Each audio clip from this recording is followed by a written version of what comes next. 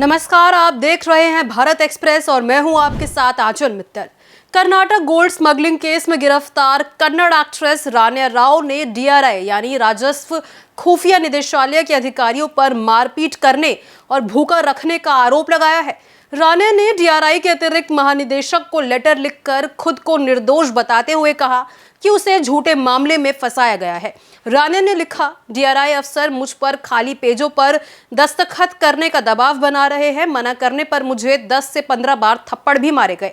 मुझ पर बहुत दबाव बनाया गया। इसके बाद 50 से 60 टाइप किए गए पेज और 40 खाली पेजों पर साइन करवाया गया। आपको बता दें कि रान्या को 3 मार्च को बेंगलुरु के इंटरनेशनल एयरपोर्ट पर दुबई से लौटते वक्त 14 किलो सोने के साथ डीआरआई ने गिरफ्तार किया था।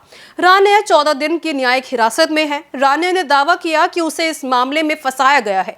उसके पास से कोई सोना बरामद ही नहीं हुआ। रान्या ने यह भी दावा किया कि दिल्ली के कुछ लोगों ने उससे यह कहा कि वो अधिकारी हैं, उन लोगों ने इस मामले के दोषियों को बचाने के लिए उसे फंसाया है। तो वहीं 10 मार्च को कोर्ट में सुनवाई के दौरान भी रान्या रो पड़ी थी। उन्होंने आरोप लगाया था कि पूछताछ के दौरान जब वो सवालों के जवाब नहीं देती तब डीआरआई के अधिकारी उनसे गाली गलौज करते हैं। 14 मार्च को आर्थिक अपराधों की विशेष अदालत ने रान्या को जमानत देने से इनकार कर दिया। कोर्ट ने कहा कि रान्या पर लगे आरोप काफी गंभीर है, उन्हें जुडिशियल कस्टडी में ही रहना चाहिए।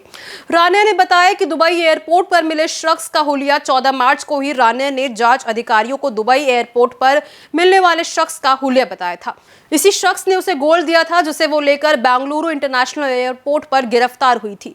रान्या ने कहा था कि उसे एक इंटरनेट कॉल आई थी। फिर दुबई अंतर्राष्ट्रीय हवाई अड्डे के टर्मिनल 3 पर गेट ए के डाइनिंग लाउंज में एक्सप्रेसो मशीन के पास एक व्यक्ति से मिलने के निर्देश भी उसे दिए गए थे।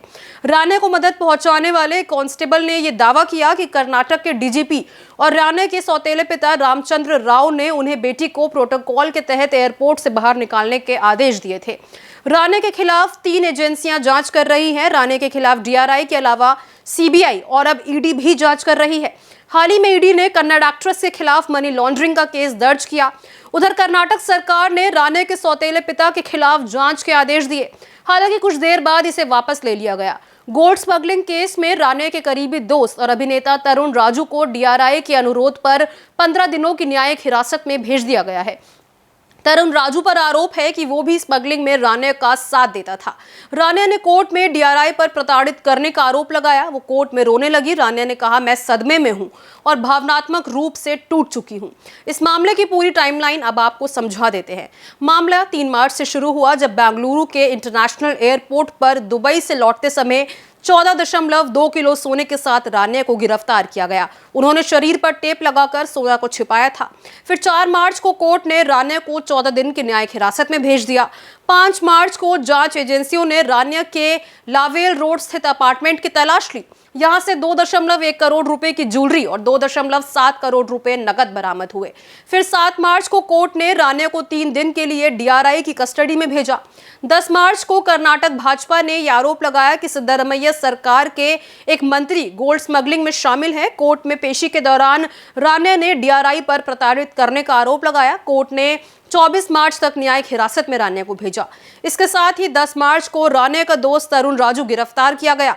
कोर्ट ने 5 दिन के लिए डीआरआई की हिरासत में उसे भेजा। 11 मार्च को रान्या के सौतेले पिता और कर्नाटक के डीजीपी के रामचंद्र पर बेटी की मदद का आरोप लगा। राज्य सरकार ने जांच के आदेश दिए थे। फिर हाल ही में 14 मार्च को आर्थिक अपराधों की विशेष अदालत ने रान्या को जमानत देने से इनकार कर दिया। कोर्ट ने कहा कि रान्या पर लगे आरोप गंभीर है, उन्हें जुडिशियल कस्टडी में ही रहना चाहिए।